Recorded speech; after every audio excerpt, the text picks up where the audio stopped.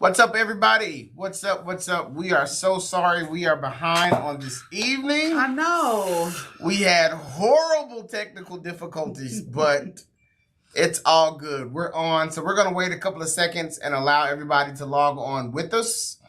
And then we're going to get started on tonight. We are so excited to be with you guys. Like we said, we're sorry. The camera was not working for us tonight. I don't know what was going on with it, but we're all good. Okay, no stress, we're live. no worries. We're a few minutes late, but we're going to still have a good time tonight. So I hope you guys are excited to be with us, and I hope you are ready to engage with us and have a wonderful time. So as you're logging on, take a few seconds, share this on your page. If you're on Facebook with us right now, take an opportunity to like and to share. Hey, what's up, Ruben? What's up, Vic? What's up, everybody? Yeah, I see the numbers are climbing. All right, we're getting ready to get started here. I'm excited, y'all. But like we said, sorry so much. The camera just didn't want to play fair with us tonight, so we had to actually switch over to another camera, and this camera worked, and it connected to the computer, and now we're live. So we like to start promptly and be on time. I know, right? If you are with us right now, go ahead and throw something in the comment field. Say what's up. Say you're ready for the Cleave. Do something. Let us know. Check in with us on the comments, and we're going to get started on tonight here. I'm going to say, 10 seconds? Yeah, 10 seconds. Let's give them 10 more seconds. Let's give 10 seconds. I hope y'all are ready tonight. It's going to be good. I'm really excited about sharing with you guys. It's going to be really, really good. I'm even more excited now that we had to go through all the drama just to get this camera to work. So I know. I'm ready to go. It's okay. Things happen. Sister Johnson said, I thought my phone was messed up again. I know. No, it was us. It was us. It was not your phone. But it's, But it's all good. We're on. We got a backup plan. So let's go. Let's get it. Ready? I'm ready. Let's go. Let's get it. All right. So let's do a small recap real quick. So if you were with us last week, you remember that we talked about love languages, kind of did an introduction to that. And we also discussed the realization that as you grow in your relationships, as you mature, as you learn more about yourself, right, your love language can shift and change. Right. And so last week, we actually did it live, and we went out. Well, we took the quiz a couple of days prior to the stream. Yeah. But we did kind of a big reveal to each other in terms of analyzing our results and seeing if our love language has shifted since 22 years ago. 22 years ago when we got when we got together. When I got together, yes. Yeah, when we got together. Yeah. So if you guys remember, my wife's love language shifted. What did yours shift from? I went from words of affirmation to now acts of service. Yes. And so I went from words of affirmation to quality time. So over the next couple of weeks, we're going to be talking about these different love languages. Yes. And now really learning how to process the changes now that we know that our love language has shifted as we've gotten a little bit older. Yes. But we're going to deal with all five, but we're going to start tonight with our love languages, and starting with mine, acts of service. Acts of service. So y'all ready to do it? Let's get into it. Let's go. Don't forget, at the end, we'll have Q&A. Yes. So get your questions ready. At the end, we'll do Q&A for the last 5-6 minutes. Yes. And you can throw it in there, and we'll go from there. All right. So let's hit it. Tonight, we're going to be talking about acts of service. Welcome to Instagram family. I see you guys are on as well. So let's get started. Acts of service. The key thing about acts of service, and this one was really interesting, even as my wife and I were talking about it, understanding now that this is her love language, so I got to really get in tune with this, right? I got to really, really get in tune with acts of service. Come on, you can do it. You can do it. The interesting thing about acts of service, and it's not the only one, it's not exclusive, but, acts of service, it is a nonverbal love language. And most of them are. I think the only one that's really verbal is words of affirmation. So when you look at acts of service, it's really not in what you say. It's really in the actions and what you do, and actions that are really intentional. I think that's one of the key differentiators when it comes to acts of service and gifts. Acts of service is very intentional. I think it's very strategic. And so we're going to kind of talk about that tonight. The other thing that my wife and I talked about, and we're going to hit on this first, is when you think about acts of service, the thing that I told my wife as I was really trying to understand this for her perspective is this. Acts of service, I feel, is very vague. Yep. What do y'all think? I think acts of service is very vague, and it can differ by the person. You know, if you think about your 5 love languages, touch, everybody know what touch is, right? Touch. There we go, right? That's touch, right? Quality time. Yeah. Okay, we know what quality, you can be creative with it, but quality time is really just making sure the two of you can get together and have quiet time with no distractions. Right. Make simple to understand. Words of affirmation. Just talking, affirming each other. Affirming each other, positive words. You know, you look beautiful, you're smart, you're intelligent. I love the way you care for me. That's words of affirmation. And then gifts. Okay, you know, gifts, you get creative, you give gifts. It is what it is. But I think acts of service is very vague, and it can look different from one person to the next. Since this is your new new love language, Yes, it is. what do you think this love language looks like for you? And I need to know this. I'm taking notes. I am so glad you asked, because I'm going to tell you. So Joel was just talking about how, you know, it can be nonverbal, and you know, everyone that knows me, I'm big on communication, and I love talking things through, right? So when I think about acts of service, for me, I think of consideration. That's the first word that came into my mind. But then you think about consideration of what, right? The first thing I said was maybe time. So when I verbalize, Joel, I'm in this season of maybe grinding, getting things done. I need you to help me with my time, meaning that maybe step in, do some more of this things for me, or maybe take this off my plate, put this on my plate. Help me in that aspect. When I think of acts of service, when it comes to time, being considerate. So would you say that acts of service for you changes? Yes. So there's nothing. Jesus. For me, it does. Yes. So okay. So yes, because that's the first thing that I heard. So there's nothing consistent. So meaning this week an act of service could look like A, but then next week an act of service for you could look like B. Like it could literally. It could, or it can. Yes, it depends on what's going on. I want you to be able to move with me when it comes to acts of service. You see that my load is heavy here.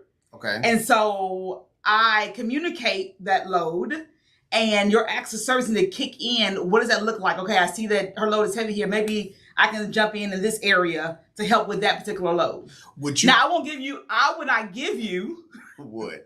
I would not give you things to do during that particular time frame, right? Okay. However, I will make sure I communicate what the need is during that time. Okay. And so I would like for you to be creative and say, you know what, Laurance might need this because I know she's about to hit this deadline.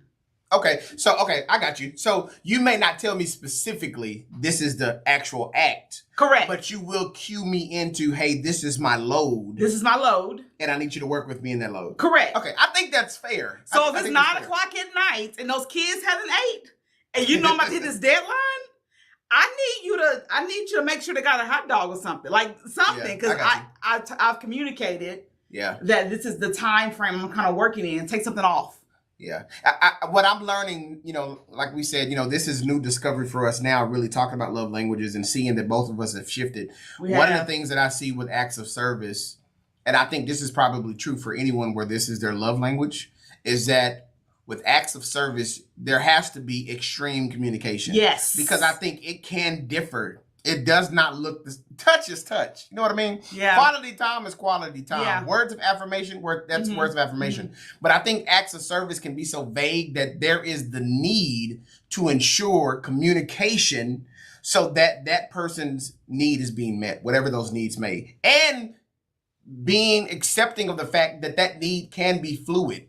Yes, it that's can a good shift. word. Yep. You know what I mean? It can change. So I don't think, and you tell me what you think, but I don't think there's nothing wrong, especially since that's some love language that you're receiving and that I'm giving, that I'm checking in with you from time to time saying, hey, what's going on? What does your lows look like? Yeah, absolutely. Just to make sure that I'm keying in. Because that's my love language. Correct. Yes. Because do you think it's possible without communication that I can miss the mark in terms of... Oh, absolutely. Yeah. Absolutely. And nor is it fair. It's not fair to put that type of expectation on you if I haven't effectively communicated the need when it comes to act of service. I receive. I received I that. released the Did y'all expectation hear that? now. You heard It's it. not fair. It's not she fair. said it. This is her love language. I get it. It's not fair. So you will always hear me communicate my need when it comes to acts of service, because I feel you. I feel like when you know that, now if you don't act accordingly, that's another story, right? Yeah. But if I'm effectively communicating, hey, this is on my plate, you need to see how you can slide in there. Slide, like I need to do this and do that to make sure it's effective. Yeah. I feel like for this one, you have to be, one, there has to be communication, but I think you have to be very intentional. Yes. Because I could see how the person that is giving the love language to the person that needs to receive it, how they can miss the mark if they're not communicating. And just being very intentional. I mean, what do you think this love language says about you in this season, since you have shifted from words of affirmation to acts of service? Like, what do you think this says about you in this season, where you are, where your needs are? Like, you know, what do you think this says about you in this season? I remember saying I wanted 5 kids. I remember that too. I remember saying that. We got 3. We have 3, and we're stopping I'm there. trying to get 4. Lies they tell. Nobody get no 4 kids around here. We trying to Can y'all help me out in the comments? No. You can comment on you're not getting no 5 kids. No. Okay, so, but I remember 22 years ago us talking about our kids and how many kids we want, And so we ended up with 3. Blessing, love them all. But I see myself shifting to my goals and aspirations, in addition to me being a mother, in addition to me being a wife, right? But I'm starting to really realize who Laurance is. Yeah. And walking in full purpose of who I am, and doing it unapologetically, right? I'm doing Laurance, and nothing's wrong with that. There's no judgment to it. And so my act of service, I need that space to really fully operate in just Laurance. And I believe, as for me only, maybe some other women or mothers out there listening now, when you really walk in your purpose as who you are, other things like being a wife, being a mother, all that start meshing together, and it feels great because your purpose is being fulfilled. And then your kids and your husband, your spouse. So I think it all works hand in hand. So I think I've just shifted in who I am. 20 years ago was words of affirmation. I needed help with the affirming me and knowing who I am. But honey, I'm 42. So now, so you bring up a good point. So early on in the marriage, you needed the words of affirmation to really understand who you are, to confirm it or to affirm it. To affirm it, I believe. And so now, I feel like with this shift, you're like, okay, I'm affirmed. I know who I am. I do. As a husband, hopefully I have affirmed that. You have. That I understand who you are, what your anointing is, what your calling is, what your purpose is. And so now that love language has realigned to being more of a support as I walk in that. Correct. Yeah. I like the word support. Yeah. It's more of a support in who I'm still becoming. Yeah. 100%. That's good. And that goes back to the discussion of love languages being fluid. Meaning that your love language shifts as you shift in the seasons of life that you are in. Yeah. And so it's you knowing where you are and then knowing what you need to continue to become and be who God has called you to be. I have a question then. Okay. Would you say there's something to think about or pause if your love language is still the same 22 years later? Ooh, say that again. Do you think something could be wrong or off, or a need is not being met if your love language is still the same 22 years later? Not saying something's wrong with love, but is it the same? Because sometimes when you have a love language, if it didn't shift, if it didn't change, if it just stayed there, you still needing something. You're connecting with that love language. You're still connecting with that. I'll say this. I think it could be indicative of a need. Okay. I wouldn't say that it means the spouse did not meet it. Okay. I would say maybe meaning, and we kind of talked about this last week, when I was, my love language at the beginning of our marriage was words of affirmation. And, I'm in a place right now where I've grown into being confident in who God has called me to be. Wasn't that way when we first got married. And so that was a need that I have. And now that I've shifted, I've grown and I've matured, I don't need that anymore. If that need was still present in my life, that I was still needing words of affirmation, I wouldn't, that is not indicative of the fact that you haven't been affirming me. But it could possibly indicate that there are some needs still attached to that. And I may need to do some discovery to figure out why I don't feel like that need is being met. Yes. That's what I wanted to hear. Yes. Yeah. You know what I mean? So I do not believe that we could put that on the other spouse. Correct. Because if they're doing the work, maybe, why do I still need that? Where is that missing link? Correct. Why am I not, what do I need to hear? What I need to work on? Yeah. So I think some inward work. And it could just be, or you might just like that. Yeah, or you may just need it. Simple like and that just may be a need that is always prominent in your life. And it may not be indicative. But I think it does yield you to consider discovery. That you should dig into it just to say, maybe this is just something that's going to always be a need for me. Doesn't mean that I'm lacking anything. Maybe that's just a need. Right. I remember because my dad affirmed me all the time, right? I remember at the beginning, I needed to make sure Joel did the same thing. I needed to hear all those things. But now, yes, he did, and he still does it, right? But if I need that, I need you to tell me my hair cute. I need to tell me my outfit look cute. He'd be like, oh, okay, babe. You look good, babe. But I don't even feel anything about that. I used to feel things about that, y'all. I'm like, God, I've grown a whole lot. Yeah. So now I had to get to this place. I take all expectations off of Joel. I do. And I didn't do that at the beginning of my marriage. I take all expectations off of it. What I need, I'm going to ask for it now. And I'm going to be okay with, let me do this. And not hold him to that. For me, I don't think it's at 22 years later, take that off. Take it off. Ask what you need and want. Yeah. And one thing that you will notice with all of these love languages, whether it's touch, acts of service, gifts, communication is the key. Absolutely. Regardless of where you are in terms of your love language, there has to be great communication to ensure needs are being met, whatever those needs may be. There has to be, because sometimes, like my wife said, you will hold the other person to expectations that you have not communicated. Yeah. And maybe it's just that you don't understand it in the season and you're trying to figure it out and discover it. And that's fair. Yeah. Right. But until you can really, truly come to the place where you understand what your own feelings and emotions are, then you're in a place to properly communicate it. And then that spouse should, in the marriage, we're building something, they should be willing to then ensure that those needs are being met. So I think that's an important point. Yeah. Like I said, if it has not shifted, it doesn't necessarily mean, I don't think that there's a problem. No. But I think it yields, I think you should do some discovery to understand, does it mean anything? And maybe when you finish the discovery, it does not, and that's great. You might dislike it. But maybe you finish the discovery and you do identify something. And that's great, because in this process in marriage, we're building something, right? We're building something. We're building this relationship. We're building this home. If you have children, you're building a kingdom family, and you got to know where you are in each season of your life to ensure that needs are being met. We said this last week, and it's so true. A lot of times when couples get divorced, it's because they feel like needs are not getting met anymore.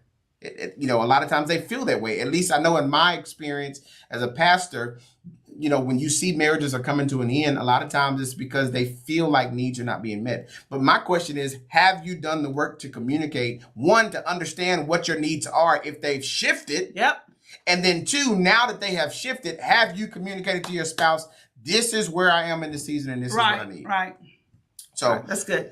All right, let's go to the next one in here. What would you say? Well, you kind of said this already, but I'll ask the question, what do you think is the end goal when it comes to acts of service for you? For me, the end goal is that I want to feel like I was cared for. Okay.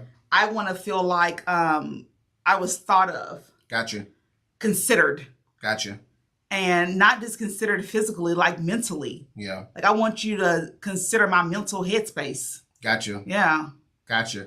Okay, we got a question. We're going to hit that one, Sister Keisha. You got the first one, so we're going to hit that one here once we get to the end. Now, I want to give you this here. It says, if acts of service is not your love language, which in my case it's not, how do I ensure that I don't miss the mark in giving my wife what she needs in this season? Mm-hmm. We've already talked about communication, but I think there are some other pieces to acts of service that we want to talk about to ensure. And that's why I was really attentively listening earlier in some of the things that you were saying, because, you know, one thing that I know with my wife, and many of you who know her, she is a communicator. Mm-hmm. I don't really have to work that hard in understanding what she needs. Oh, you shady. I'm not being shady.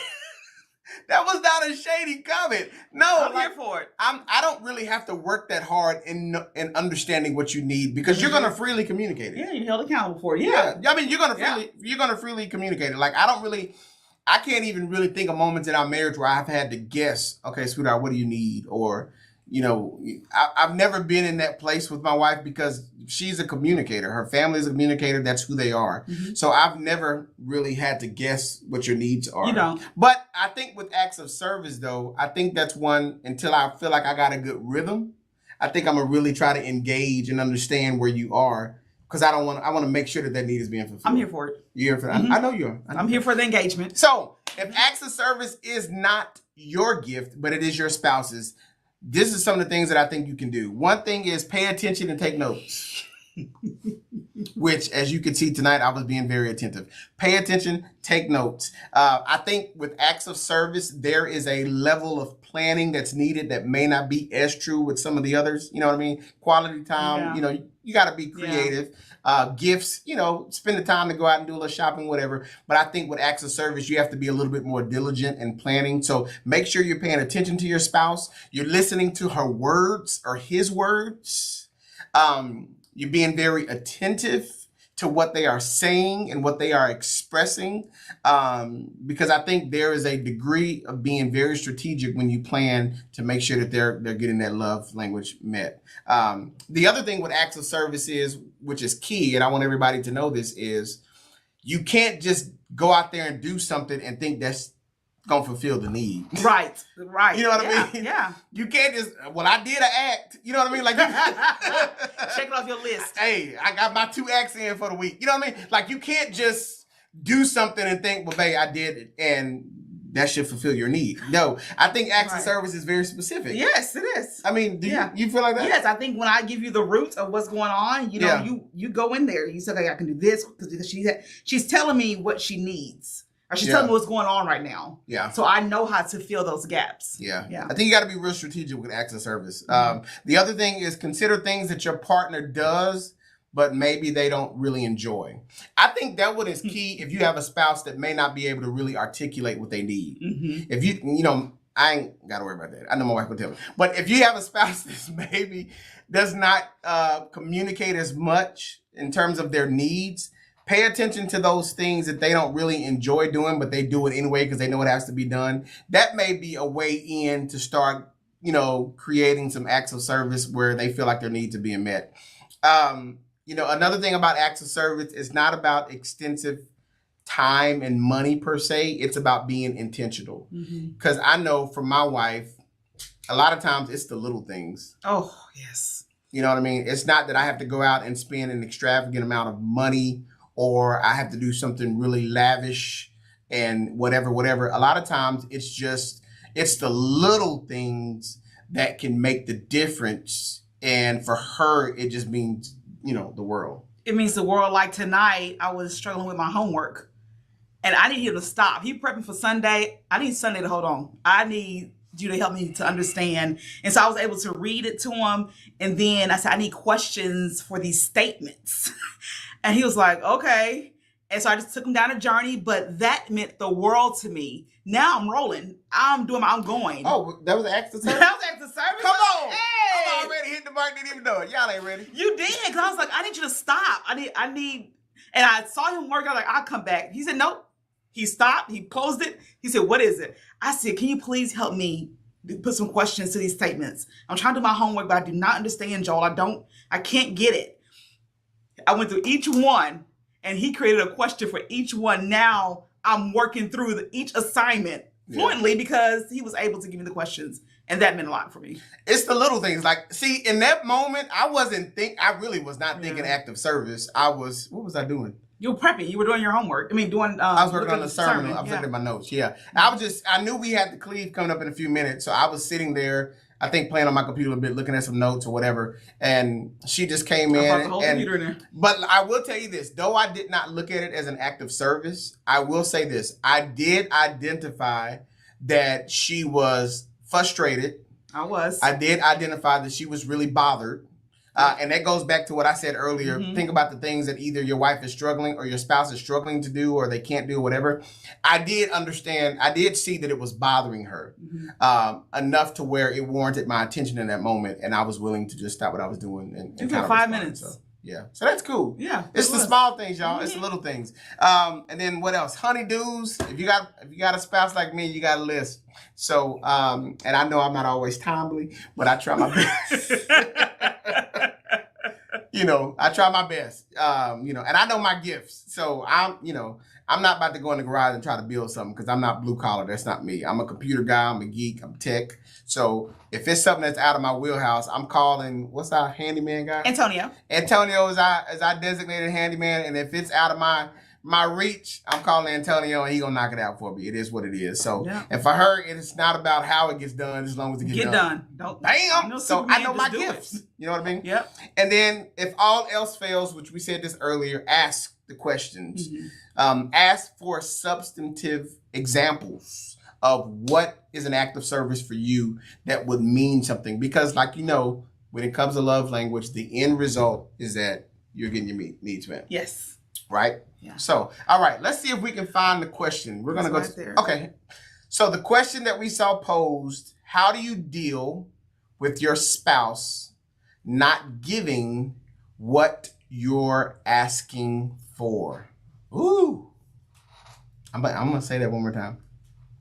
How do you deal with your spouse not giving what you're asking for? What do you think about that? Okay, so what do you think? What I hear you saying. I'm processing this. Okay. What I hear you saying, questions came to my head first. So you're saying, how do you deal with your spouse not getting what you're asking for? So the first question I want to ask, is there clarity of what you're asking for? So I'm all about, I don't think it's belittling. Like, can you just tell me what you're hearing? And when they repeat it, I do it with Joel. Me and Joel do it all the time. And Joel and I will do it all the time. And I'm going to say something about that. No, go ahead. We do that. We really honestly do. We do. But I didn't necessarily, I wasn't as comfortable with that at the beginning because I used to tell my wife, I'm not your student. She did. She did. He's like, I'm not your kid. I'm like, don't be what? I need to hear that you understand what I'm saying, because we process differently. Yeah. We understand differently. Yeah. He might think it's small. I think it's big. So that's the first, just making sure it's clear. What's your other key phrase? They teach you at the church too, the ministers. What does this look like? Like, what does it look like? What does it sound like? What does it sound like, right? Yeah. And so I think the first thing, making sure it's clear. Yeah. So as a spouse, I will ask, can you tell me what you're hearing from me? Can you do that for me? Like, okay, I hear you saying this, this, and that. Let me make sure, be very clear. Make sure when you're asking, make sure to watch your body language. Make sure it's not belittling. Yeah. Make sure you're having a conversation. We're talking to each other. We're not doing that. Tell me what I said. What you hear. None of that. Yeah. Let your words drip like honey. Yeah. Make sure your end goal is for the other to hear. So if you cannot deliver with a mouth of honey and the words filled with honey, you need to sit back for a while until you're able to do that, because our end goal is for the other person to hear you. If you're delivering in another way, they will not hear anything. So I believe the first step is asking because if you're not getting what you need, how do you deal with your spouse not giving you what you're asking for? The first thing is make sure it's clear they understand what you are asking for. I will start there. Yeah, I think that's good. Going back to the communication piece, right? Making sure that, I would also say, when you have those discussions about your needs and love languages, make sure it's in a moment where you didn't just have some intense fellowship. You know what I mean? Like you want to have it in a calm space so that you are really absolutely clearly articulating what you need. The other thing is, as I've been doing this home improvement series at church and talking about building kingdom homes, you will get a lot of revelation about your spouse when you understand what they saw in terms of a married couple growing up. Dwelling together in knowledge. Yeah. When you really can understand what was modeled for the other person, it can help your approach. Mm-hmm. Does that make sense? Yeah, that makes a lot I of say sense. that because I've learned, even with my wife and I, one of the things that we did very early on, even before we got married and we were just dating and talking about marriage, is we had very specific conversations about our examples of marriage, our parents, what we liked and what we didn't like. Mm-hmm. And it wasn't anything bad in terms of our parents. We wanted to be clear walking into the marriage what was going to work for us, right? Mm-hmm. So we took what was good, what we didn't like, and we felt like, that may not work in our marriage. Nothing against our parents. We just felt like for us that wasn't going to work, right? And we had those conversations because we were very intentional early on in the process of really talking through what does our marriage look like? What do our needs look like? How we communicate those needs to one another, just being very strategic. Yeah. So sometimes if you have not done that deep dive, it's important to have those conversations because you'll get some insight into maybe how they interact in a marriage based off of what they saw modeled. I say this, my wife will always talk about how her dad was so spoiled. And how rotten. He was rotten. Rotten. I love it. Like she would always talk about you. that. You do spoil me. I spoil him. But let me say this though. You do spoil me, but you also, when we talked about it, I understood that you didn't want the spoiling. How can I say it? Say it. I know exactly what you're talking about. Like I know. Go ahead. Like you didn't. Tell the people. I'm trying to think of the word that I want to say, but you didn't want the spoiling to handicap you. Yeah, I'll say it for you. Yeah, handicap. That's what he wanted to say. I'll say it. Yeah. You know what I mean? He was a sweet cakes. Oh, he was a sweet cakes. Oh, your dad was wonderful. He was a sweet cake. We spoiled. But he was spoiled. I need Joel to push a Hoover. Yeah. I need Joel to flip an egg. I need Joel to flip a pancake. I need him to do all the things. Oh my God. I need us to share all this, right? Yeah. But I say that because that was important to us to talk about that dynamic. Like I needed my wife to communicate that to me that I'm gonna love on you, I'm gonna spoil you, but I need you to also know that when I need you to kick in or if I need you to do X, Y, and Z, do it. You know what I mean? And seeing that dynamic, and understanding where the other spouse came from, and that can help you navigate those waters.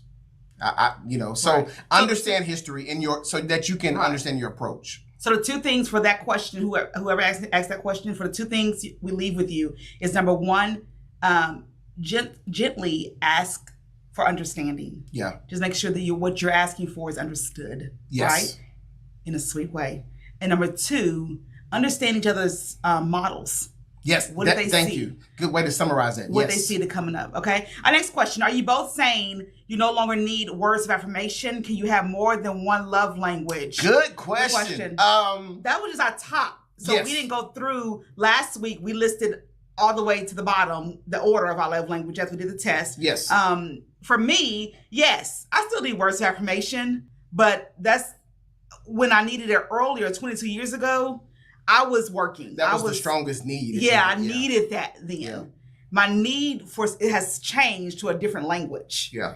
But yes, I still need it. I still want it. I still need you to look at me. I need all those things, right? Yes, like that. Like you look at me, right? So I still need words of affirmation. That's a very good question. The thing about love languages is they're very fluid. They shift, they change.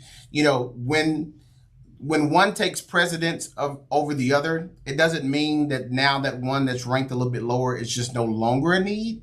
And so I think any balanced marriage has a balanced approach when it comes to all the love languages. Yes. Agreed. Any balance any balanced marriage has a balanced approach when it comes to love languages. The art, I think, is understanding what's the highest need and just making sure that you shift with those changes. Correct. You know what I mean? So now that words of affirmation is no longer at the top, doesn't necessarily mean that I don't need to hear some words every now and then. Right. You know what I mean? Right. But I just understand that in this season of your life, this is of most importance. Correct. So I think that's a really good question. I think any well-balanced marriage has a balanced display of all of those languages. Because, you know, if you ain't touching me, I'm gonna be like, what's wrong? You're right. Ask the question. Why you ain't touching me? You know what I mean? Ask the There's a question. balance. So I think and you got to play with that balance. You got to learn that rhythm, that cadence. You got to learn how to move and, and shake and just know how to balance that out. So that was a very, very good question. That was good. All right. All right, y'all. This was good tonight. I hope this helps with the acts of service. And I love what you said earlier about that other question about the learning their models. We're going to talk about that because that's very important. That's going to be one of the segments that we do is understanding and dissecting the models that we've had before us and how that affects what you bring to the marriage. Trust me, it affects what you bring to the marriage. And if you get married to somebody and you don't know the model they had, don't be surprised when you get in that marriage, you're like, I don't understand what's going on. You know what I mean? You got to know the model from which they came. So, all right, we love y'all on tonight. So this week was my love language, acts of service. Next week, we're going to quality time. Let's get it. Quality time. We love you guys. Don't forget to love on each other. Peace out. Peace out. Be blessed. See y'all next Friday.